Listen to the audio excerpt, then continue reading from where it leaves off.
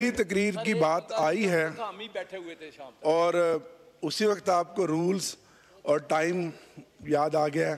आपका शुक्रिया। आप उमर अयूब साहब की कुर्सी पे तो मुझे याद आ गया फौरन। Thank you. हमने आपसे ही सर सारी चीज़ें लेनी है और बजट डिबेट सर होती ही अपोजिशन की तरफ से है। गवर्नमेंट ने तो उसके ऊपर वोट करना होता है और हाँ का और यस का वोट करना होता है और डेस्क बजाने होते हैं। नामदू व नसली अला रसूल करीम बिस्मिल्लाहिर्रहमानिर्रहीम। जनाब स्पीकर, बहुत शुक्रिया कि बजट की इस डिबेट के मौका पर आपने मुझे टाइम दिया। मैं सबसे पहले तो बजट पर बात करने से पहले जो मजमूई सूरत हाल है आलम इस्लाम की, ख़ास गज़ा और इसराइल और ईरान पर हालिया हमले पर बात करना चाहता हूँ।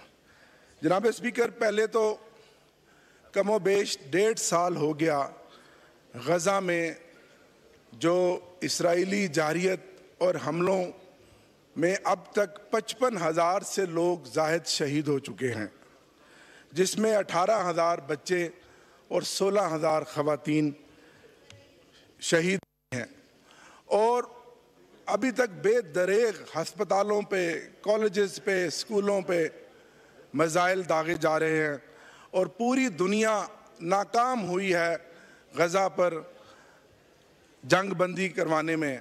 और बिलखसूस इसमें जो मुस्लिम उम्मा का किरदार है वो इंतहाई शर्मनाक है, इंतहाई शर्मनाक है। और यकीनन इसी तरह हमारी हुकूमत का किरदार भी गज़ा के मामले पे, फ़लस्तीन के मामले पे इंतहाई शर्मनाक है।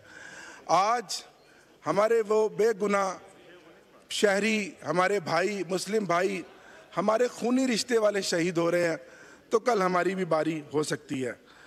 जनाब स्पीकर, इसके बाद जो ईरान पर हमला हुआ, फ़लस्तीन का बग़ैर किसी वजह से, इस ईरान पर जो हमला हुआ इसराइल का बग़ैर किसी वजह से, और मैं सलाम पेश करता हूँ ईरानी कौम पे कि जिन्होंने दुनिया के 57 इस्लामी मुल्कों में से जुर्रत का मुजाहरा करके वो खड़े हुए हैं और उन्होंने अपनी एक बैकबोन शो की है।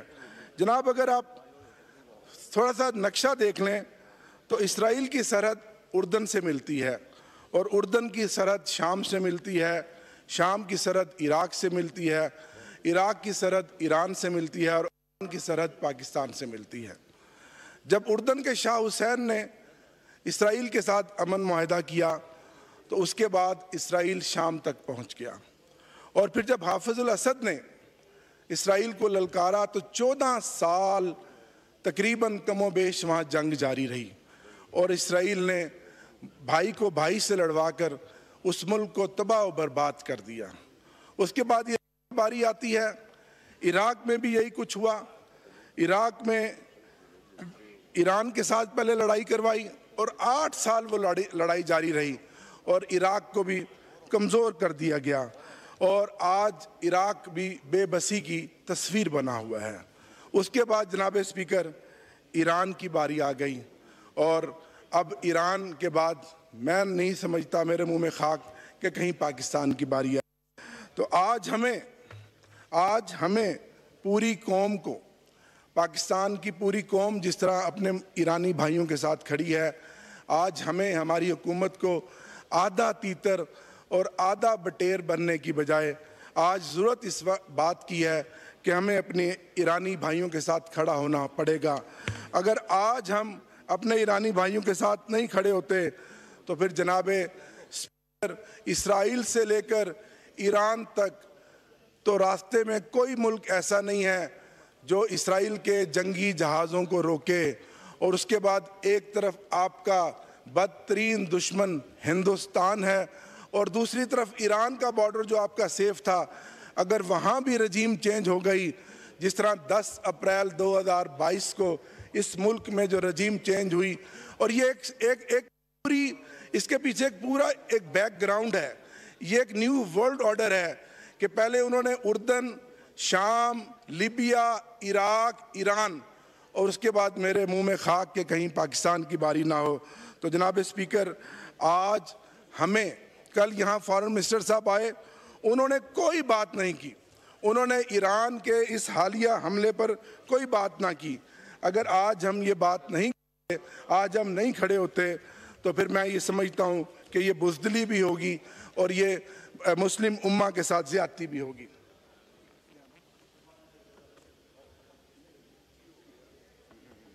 जी थैंक यू। यहाँ मैं ख़ास तौर पर जनाब स्पीकर तो मैंने कहा शायद थैंक यू इल्लामा इकबाल रहमतुल्लाह अलैह का वो एक शेर कि एक हो मुस्लिम हरम की पासबानी के लिए नील के साए लेकर ताब खाके काशगर। आज मैं वो शेर को याद करता हूँ कि आज ज़रूरत है कि पूरी मुस्लिम उम्मा इकट्ठी हो और वो आज अपने ईरानी भाइयों के साथ खड़ी हो। इसी तरह जनाब स्पीकर एक वक्त था जब सदियों तक मुस्लिम कौम की हुक्मरानी थी पूरी दुनिया पर।